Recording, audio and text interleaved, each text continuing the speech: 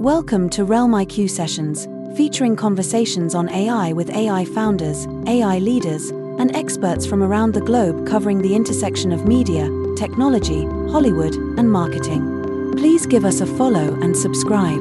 This is our host, Curt Doty. Hey there, newbies. Hello, all of you who are AI curious. Yes, it's been a while since I've done a podcast, but we are actually going to close out our season 3 with a series of interviews that I find most exciting. I hope you will too. And this series is called CLOWD Masters. We talk with leading AI filmmakers from around the world. And yes, it's all about the CLOWD Film Fest now.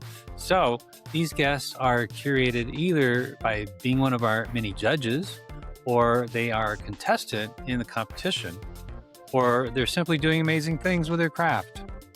So today's interview, we talked to Roger Delmont. He's a screenwriter, a director, AI filmmaker, and creative professional with over 20 years of experience in the audiovisual industry, developing projects for film, television, and streaming platforms. He served as a head writer for many famous shows in Spain. He has also written feature film scripts as well. He's a graduate of the master's program in artificial intelligence and audiovisual creation at Founders, the Z, as he explores the integration of AI into storytelling and audiovisual production. He's currently participating in the Imagine Art Creator Program. So this is a lovely conversation with Roger Delmont. Let's listen in. Hello, Roger. How you doing, buddy? I'm fine. How are you? It's hot over there? No, it's not hot here, but I know it's hot over there in Spain. That's where you are, right? Damn hot here. Yeah. Well, we're sorry you're going through that. We have wildfires in Canada and smoke billowing down to the States. Yeah, hurt. And flooding in Texas, but there's no climate change issues, so we persist. Anyway, thank you so much for joining this podcast. You have entered one of your now famous films, Shelter, in the CLOWD Film Fest, and it's really a fabulous film that is getting a lot of notoriety globally. So Thanks. Congratulations.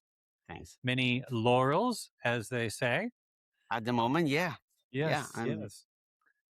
That's awesome. So for our audience and our listeners, why don't you tell us about your AI journey? We know you have a history of being a fantastic writer in television and film. And so tell us your journey and how you came to discover, adopt, adapt, and embrace AI. It's not a long story, actually, because I've been like a writer and director in television for like 20 years. And at the past 10 years, I was one of the main writers on a soap opera here in Barcelona. And one day I had to quit because I was like, I need to explore some other things, And as a director and writer, I was so tired of writing and then doing a Bible and try to pitch to everyone. And then I took the chance to explore AI, and that was it. That was it, because I find that AI is possibility. Mainly for me, it's possibility. I had like a drawer of ideas for a script or a short or a monologue or something, and I tried to do it, and it was possible. And then another one, and another one, and another one. So I thought, this is my path, And so, but I quit. I was not getting money for anything at the moment, but I see it clearly. So that was a year and a half, and since then I kept, doing and doing, and that was it. That was it. And suddenly the job started. Not lots of jobs, but it started. So that's really the point for me, because it's like life is saying to me, this is the path. So that's pretty it. That's it in a short form. So, well, that's fabulous because many, and we're fellow creatives. I'm a creative director, and Mhm. writer, designer. So we've all been, burnt out and fed up with client work. Here you are writing stories about other people. Yeah. I was in the film business, creating trailers and which are little stories about their big movie, their big story. And that's Mhm. an art form. I love it still.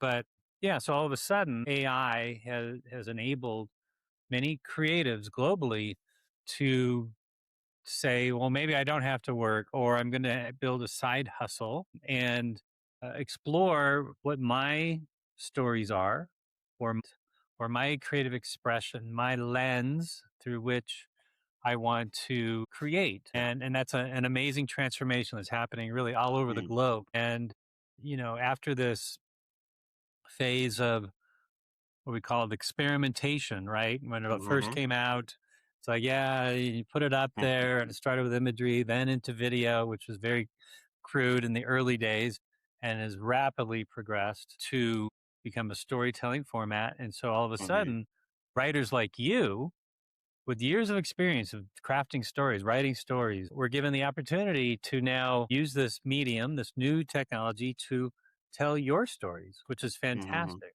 And then the Yes, next it is. phase, after moving from experimentation to storytelling, the next phase is monetization. It's like, great, I Yeah. can do all this stuff. I've proven myself. I've won some awards. Now, how do I get monetized? And Yeah. so, what you're saying is the projects started to come back because of your new work.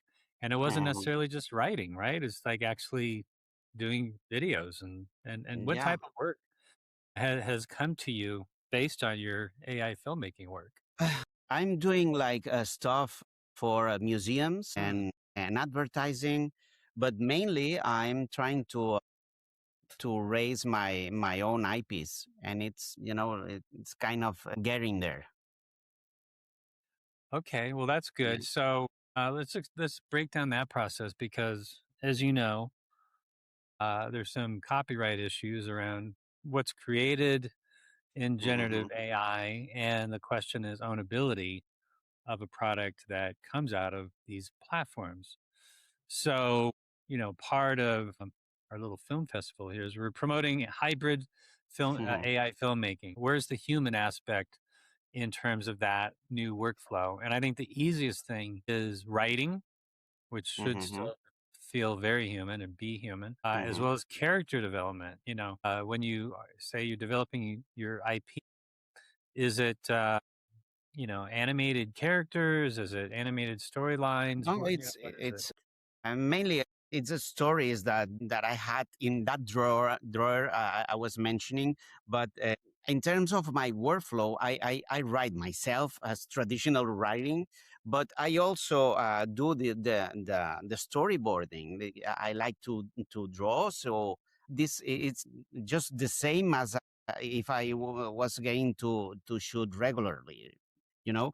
And when I use characters, my wife is an actress. I was an actor back when I had her in my in my head, Yeah. but and we use each other to the motion capture and to to the acting. So it's quite the same actually, because what I feel about doing a film with AI, it's quite similar actually with a distance with the regular filmmaking, because when you in regular filmmaking, when you go to shoot and use actors and kids and ducks and whatever, um, you face the unexpected. When you get there and you say action, the unexpected will happen, and you have to stay open to take what's good and what's not, right? Yep. So this aspect of the unexpected, it also happens, as you might know, when you do everything and you release the prompt, and you Yes. have to stay focused and open. So what's coming back, it's in your story, it's in your theme. So it's quite similar for me. That's why I'm in love, I'm not exchanging a regular film and this one, but because I feel it quite similar, I can be married to it for now, you know. It's a love story. It's a love fest. I love that. Well, you bring up this notion that in real live action production, you're trying to control as many of the Hmm. parameters, and then hopefully you have a desired outcome in your mind, and you see if it can be manifested with these real actors who are, Hmm. uh, based on their performance, right? Your direction. Yeah. So the same that same mentality and people with your experience Hmm. leveraging AI is that you know the outcome that you're looking for. It's Yes. not an experiment. It's like, no, I'm using this tool for a desired outcome because I wrote the story, I built the characters, I built the world, and now I'm asking the machines to execute Hmm. and create on their level. And you know the results that you want to get because you know the outcome based on your experience. And that not everyone has that perspective. And that's the Hmm. difference between AI slop and the hacks that kind of invaded that experimental phase, Hmm. right? But then when the true storytellers emerge, they have excelled exceedingly and have created, including yourself, some really awesome narrative storytelling Hmm. Yeah. because I they're, think the they're the leveraging most, their experience. yeah, I think the most powerful thing you have to use in AI filmmaking is the word no. You know, because always and AI and nowadays mostly they bring you back some really good stuff. You know, I Mhm. wasn't expecting this other shot, but you have to say no because if it's not in your, you know, in your brain Right. or in your theme, it could be an excellent shot, but it's saying nothing rather than it's spectacular, and you Right. have to stick to your theme, to the story, to the mood, to everything you had in mind the story needs, because AI can distract you a lot with some spectacular, some Mhm. motion and blah blah blah. So you have to be brave enough to say no, Say that's no. Yes. spectacular but I don't want it. You know. Yeah. Well, yeah. So that is about curation and editing, right? Yes. Yes. You're generating material, but as in traditional filmmaking, like the editor tells the final story, right? You can Yes. shoot 6 hours of material to, create a 2.5 minute image campaign for a brand, Mhm. but and you give it to the editor and you have some storyboard and here's the script and here's the VO, and it's Mhm. like the editor pulls it all together because they're choosing and curating and saying no and yes. And that is a very human process. And what you're Mhm. saying is, you use that same process of saying no to Mhm. edit and curate whatever is created in AI. I don't automatically just use it because it did it, right? Mhm. And that's very important. I call it Yes. the, uh, the aesthete or the aesthetic that Uh-huh. true creatives bring to the table when they interact with these tools, that they're bringing a different lens, a different filtering process to make an end product that's edited, right? That very Mhm. human process of editing to tell their final story that's in their head that they've written in a very human way. Yes. Yes. Yes.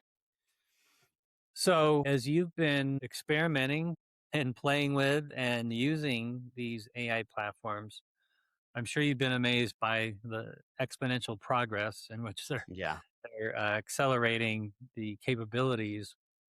What do you think is still missing? What are you missing in the process and how you've interacted with these platforms? I miss mostly because I know it's going to get to some point. It's going to be, you know, perfect and terribly useful. But I'm missing trust, trust Uh, by the audience, and most important, trust by the professionals that, how can I explain it? I want the audience to trust the professionals that we're going to fair use this tool. Mm. You know, if you're a producer and you pretend to use this tool, I want everyone, the fellow companions and workers and the audience to trust the producer that it's going to use it because it's worth, but not to, kick out some other people, Mm-hmm. For example, if you have a show where there's a lot of makeup, you're not going to use the AI to fire the makeup staff. Mm-hmm. You know, so it's a lack of trust by the audience and by the fellow workers to to relax and admit that it's like digital BFX, for example, Yes. or the new animation. No one is Right. relaxed, and until everybody calms down and feels that this is just a tool that we can use to tell stories, and that's it. So we will Yeah. have a problem. Yeah. We say, chill, baby, chill.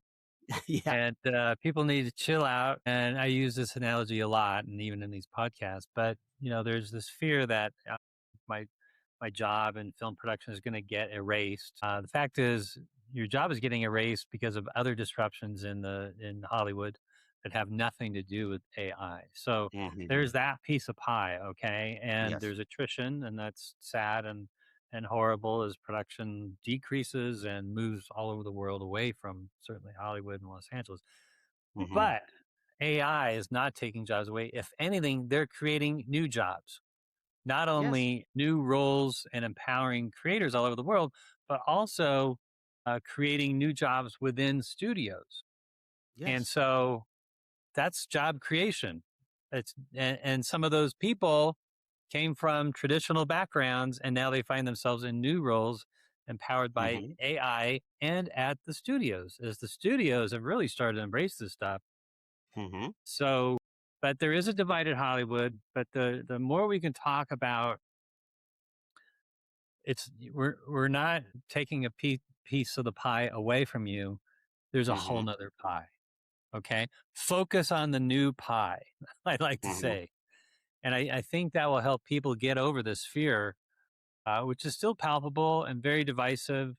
The other aspect is education, like in Hmm.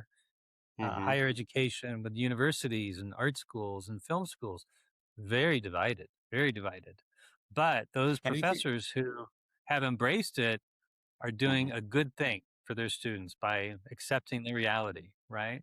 And I think there's a kind of the media is it's overwhelmingly too much material with AI. I feel most of the people don't just use it because of a meme, Yeah. to tell jokes and blah Yeah. blah blah, and not to really express something.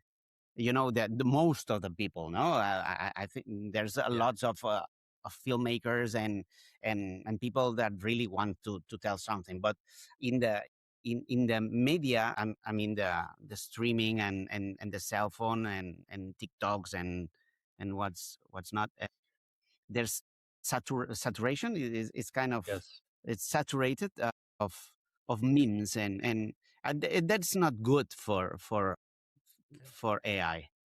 Does not help the Because movement. And you're right. yeah. I mean, that is the AI slop, and the discussion in mainstream media, which is the news media. It's all about the tech oligarchs and Mhm. how rich they're becoming, or the money that's Mm. being invested into OpenAI and Yeah. Anthropic and all these platforms, and people predicting when is the AI bubble going to burst. Well, that's a very specific bubble. That's the Yes. valuation bubble of when do these companies just explode because they're not making money, they've just taken everybody's money, and Mhm.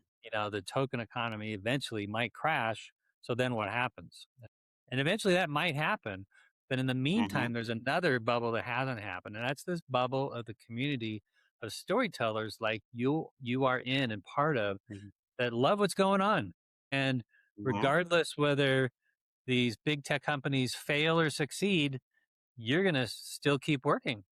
I'm Yes. assuming that just because you Yes. love what's happening, right? You Yeah. love the empowerment, the magic that's happening, Mm-hmm. and not enough focus from the mainstream media is on that, Yeah. right?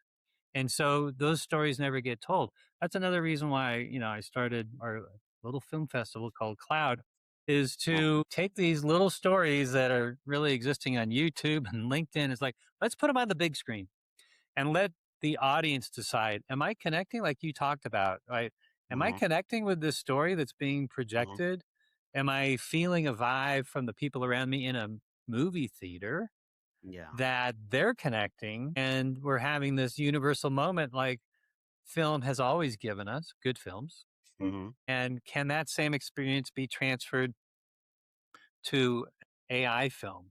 I believe Mm-hmm. it can, Yeah, with me too. people at the helm like yourselves Mm-hmm. crafting stories that are emotionally driven and human and authentic. It's just the method in which they were made happens to be AI, Mm-hmm. Yeah. right? Yeah. Yeah. Yeah. So yeah, there's this conundrum and a disconnect with the media and what's being presented. And it's hard to know exactly how to fight all that, Mm. but I And I think, believe. Yeah, go and ahead. I'm sorry, and I think that AI arrived in a generation where all the cell phones and and the scrolling, endless scrolling, has started. That the pacing of the movies are too quick. I'm not just talking about the editing. I mean, the story has to be quick, the hook, the blah blah blah. So I think this is not good for storytelling. Actually, I mean the tendency of micro dramas that are more worried about timing, but the timing is because of the audience, not because of the story. You Right. can you can for sure have a short story, but because the story needs this time, and we do it the other way. We have the time because of the audience, and it's like crazy. And this doesn't help the this new tool because we're seeing lots of short stories that don't mean anything, Right. actually, profoundly. I mean. Let's take a break. The CLOWD Film Fest invites AI filmmakers from around the world to submit their short films to an international competition and festival built for what's next in cinematic storytelling. The CLOWD Film Fest will premiere in Southern California the week before LA Tech Week at the Alex Theatre in Glendale, California, for its first annual AI Film Festival event, October 7th and 8th. AI filmmakers who wish to submit their works for consideration should visit cloudfilmfest.com, that's with a W, and at hike.com, that's with 2 I's. So, stop posting and start submitting. The final deadline is August 19th, 2026. And we're back. I mean, Yeah. so So yeah, it's hard. the microdrama of which AI is taking over live action now in Yeah. microdrama. So it is a thing. There is an economy. So when we talk about how do I make money, there's many AI filmmakers who are now abandoning the landscape presentations of their stories and just going for vertical because that's where the money is. They don't want to spend any more time experimenting and not making money. They want to go to where there's a market. And that market is based on user behavior, right? User Hmm. behavior is a quick story. These formulas have been formulated that have been now tested and proved to be catchy or Yeah. hooky or clickbaity, and they work on certain levels to encourage subscriptions, right? It's like, yeah, Hmm. watch 5 of these quick episodes, and then you got to pay to subscribe to Yeah. see the finale of that 10 10 episode So. season, Yeah. 90-second episodes. So that's a new market. Hmm. I believe that everyone's kind of following the convention because it was proven in China to work, right? Yeah. Huge economy there. And so I think as that market matures, I think more experimentation and different types of storytelling are going to happen in that market.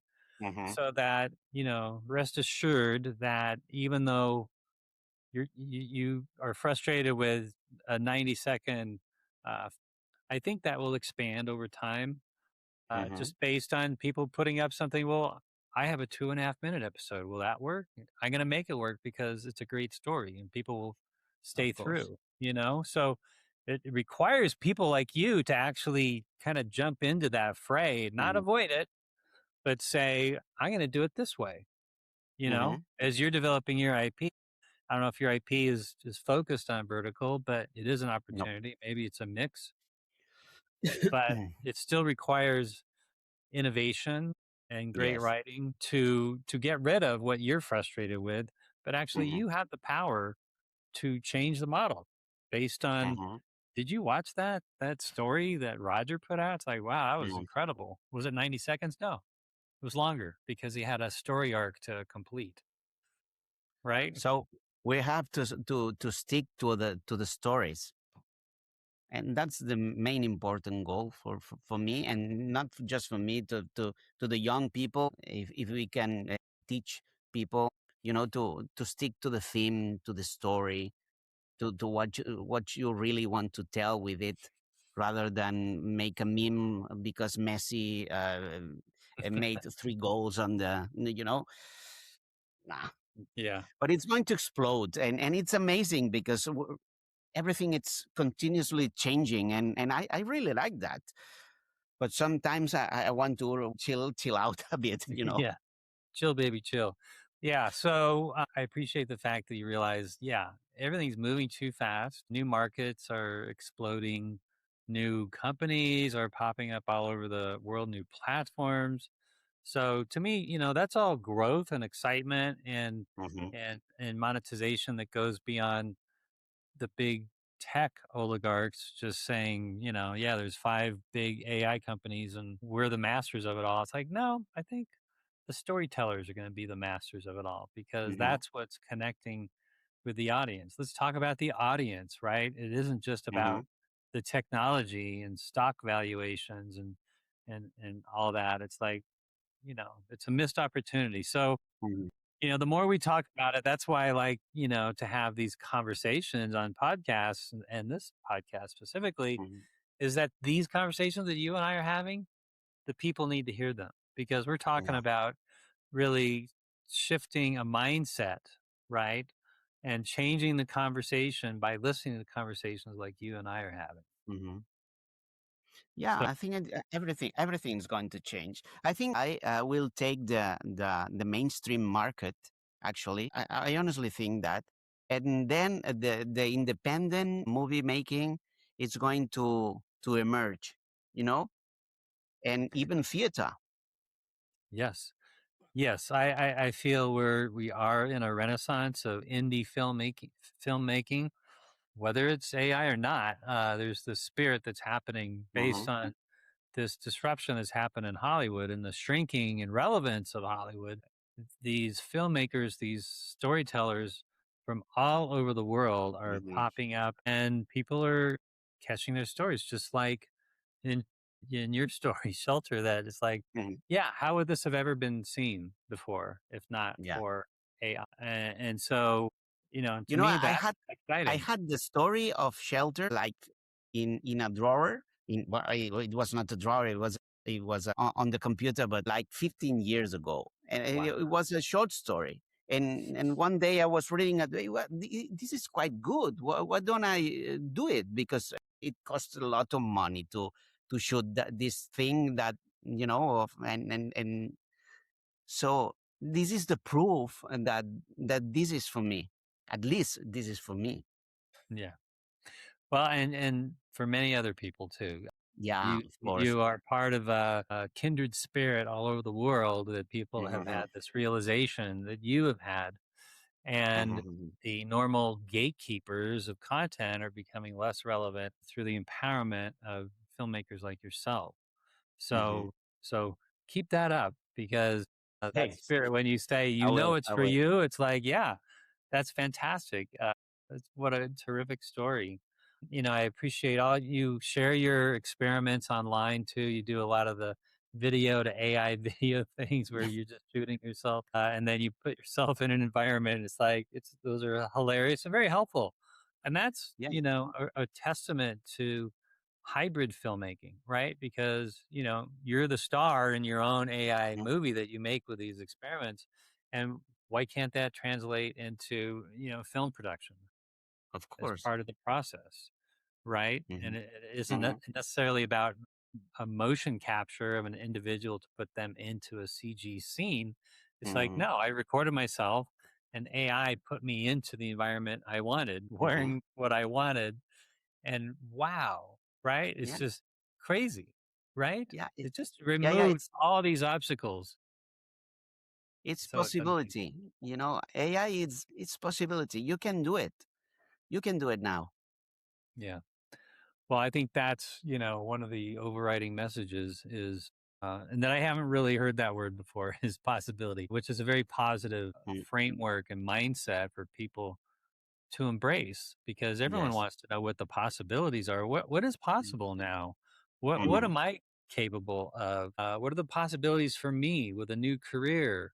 That type of language gives hope, gives people hope. And you can be in a third world country and have access to Wi-Fi and a laptop, and you're able to tell a story about your family's plight and whatever age of storytelling that you had to tell that would never make it in Hollywood. Hmm. But, Yes. those storytellers are emerging. And, Hmm. I think that helps with educating the world on the fact that Hollywood doesn't own the storytelling Yeah. Of engines. course. It's like, And no, no. And the fact that everything is changing so fast, it it it's like you have to be really awake because tomorrow what's next? And this is life. I feel like this tomorrow it can change. Let's try things, and this is exciting, man. okay, yeah, it keeps you young. That curiosity, that's another term I like to use, is Yes, like, of course. I think that curiosity for creative people is what keeps them young and relevant in an age of technology that Mhm. is rapidly changing so fast that uh, those who are curious will survive and thrive. And I certainly feel your passion and your curiosity Mhm. and purpose. So it's so fun to talk with you in person through a podcast. You're in Spain. I'm in New Mexico, but once owned by Spain, by the way. It's interesting our history here in this state. But regardless, I want to also ask you about this creative conundrum, which I call this transition from kind of traditional creative to now AI enhanced creative. Some Mhm. people are, and even in film schools, they're like, no, we can't teach our students about this stuff. And then the conflict in a creative person's mind is like, well, am I betraying the creative community, the art through the ages by embracing this technology, which, as Mhm. we know, there has been some, IP theft of imagery and writing and stuff to create Mhm. these LLMs, things that at this point we can't control. Yeah. We can draw some line in ethics in terms of what platforms are trying to redeem themselves and use those versus others. Uh, Yes. but how have you dealt with that conundrum of Well, I cannibalizing, creativity? when I think about this term, I used to go to the Suno AI, Yeah, the one that makes music. You can use it like two ways, actually. You can put in the lyrics and say write a song about love, the blah blah blah blah, and then and in the style you put you write rock and the and genre. and then Yeah, and then you go to and it will appear a pretty good song actually, but that would not be yours at all. It's going to right. be like a mix of everything. But if you have an idea of a song, da da da da da da da, and you record it, and you really work on the lyrics, and if you know how to play the guitar, or you can, do ta da da da, and that's it. And the more effort you do it, the more the song will be yours at the Yeah. end. Ownable, right? Yeah. Yeah. So Yeah. that's how I actually do music, and it's amazing. But in terms of writing, what I use it is to analyze the structure. Hmm. Story You structure know, of your writing. yeah, because every writer I know deals with structure at some point, and it's pretty useful. And I'm not ashamed to declare that I use AI to analyze the structure of my writing. Yeah. I could go to a script doctor, and right. So Yeah. my script doctor is in my computer, and that's Mm. it. But if I have to really be in peace of my artistry, I have to do it all by myself. Yeah. Otherwise, the song it's not going to be yours. Yeah. Well, that's interesting. So, yeah. So, dealing with this conundrum, what you're saying is that you Be try to fair. Be fair. you you try to keep it human, right? Mhm, And think about fair use. What I like to do is think about me standing in front of a court and defending what I've done to demonstrate ownership, right? Because ultimately these become court cases, and yes. what are the use cases in which they're bringing to the courts? Mhm, Whether it's international courts or courts in countries, a Supreme Court in our country, it's mhm, going to be these use cases, and who's standing there giving the proof of the process in which they can claim creative authorship even with the use of computers or AI. mhm, And so the stronger that case is that you can develop, like just the process of music that you just talked about. Okay, mhm, I can see you standing up in front of a court and defending your right to own that song because you mhm, just laid out a very human process, right? People need to think about that. They can't surrender everything to AI and just expect, the magical thing to happen. mhm, One, is it guided by a true creative? And two, is it ownable? And three, what are you doing to make sure that what you output could be ownable? Because at the end of mhm, the day, you want to own something. You talked about IP development that you're doing. Yeah, you want to own something, right? Because it has mhm. value. Your Yeah. ideas, your stories in your drawer or Mhm. your Yeah. folder on your computer Yeah. have value, and so you got to protect that value, Yes. and choose the right platforms to explore the possibilities. Keep it human in that process. Document things. I think filing for Mhm, copyright, mhm. filing with the Writers Guild. Certain scripts or screenplays. Always. Yeah. Yeah. Yes. Yes. Yeah. But people don't know that. They don't even know that, well, that's a Hollywood thing, right? I can't submit to the Writers Guild. It's like, yes, you can. And Yeah. for me, Everyone actually. Yeah. 25 bucks, you can, own your story and prove it in Yeah. court, right?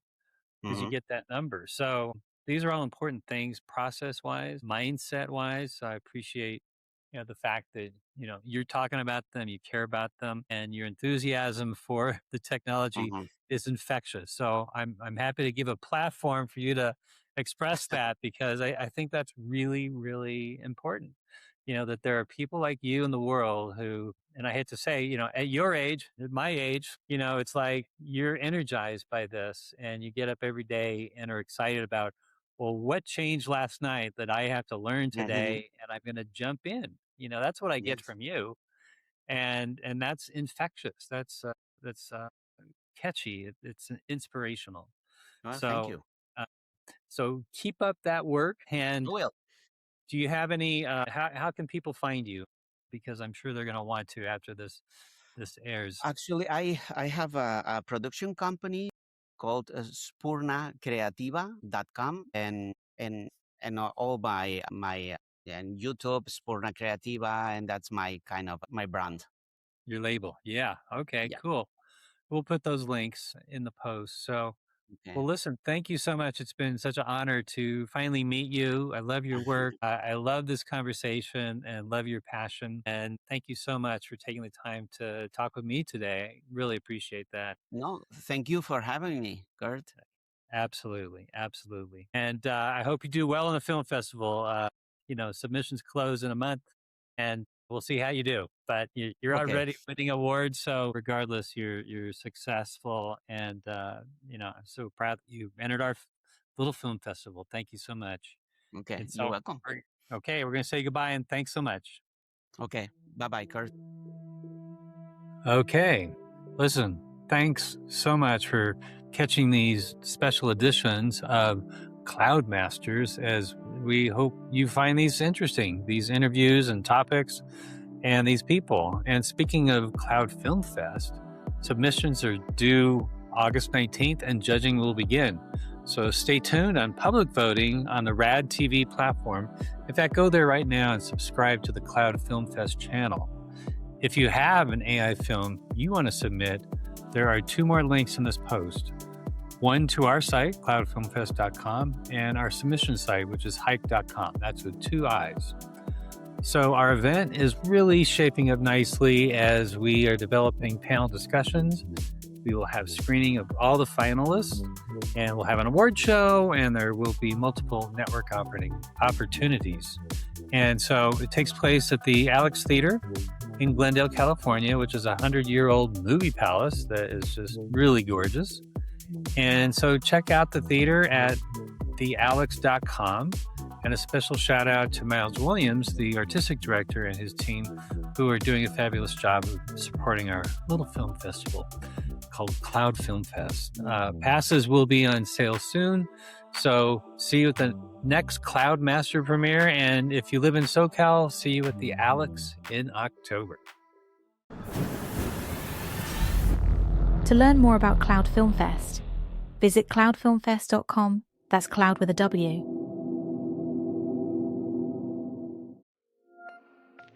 Subscribe to our Media Slam newsletter and learn more about the intersection of design, content, and technology. CurtDoty.co. Branding, marketing, and product development.